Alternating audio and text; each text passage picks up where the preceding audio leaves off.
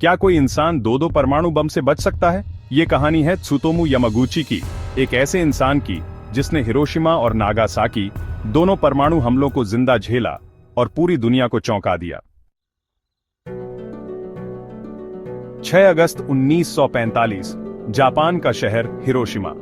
29 साल के engineer Tsutomu Yamaguchi अपने ऑफिस के बाहर खड़े थे।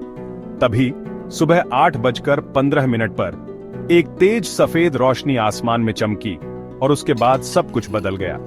लिटिल बॉय नामक पहला परमाणु बम गिराया जा चुका था। यामागुची जमीन पर फेंक दिए गए, उनके शरीर जल गए, कान के पर्दे फट गए और आंखों के आगे अंधेरा छा गया, लेकिन वो जिंदा थे।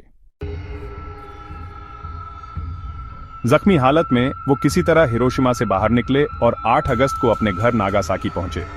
लोगों को बताया कि हिरोशिमा बर्बाद हो गया है, लेकिन किसी ने विश्वास नहीं किया।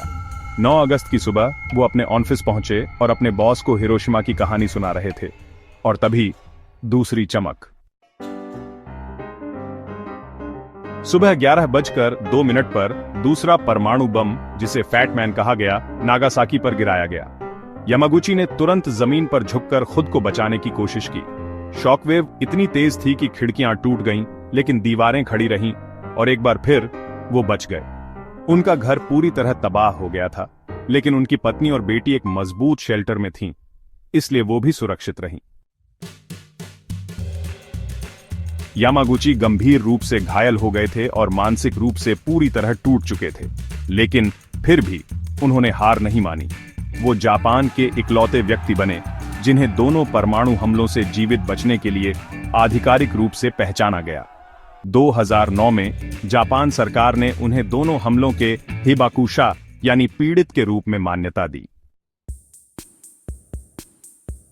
यामागुची ने अपने जीवन का बाकी हिस्सा न्यूक्लियर हथियारों के खिलाफ बोलने में समर्पित कर दिया।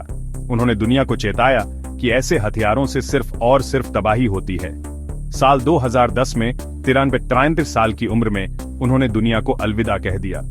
उनकी कहानी हमें यह सिखाती है कि इंसान का हौसला हर तबाही से बड़ा हो सकता है।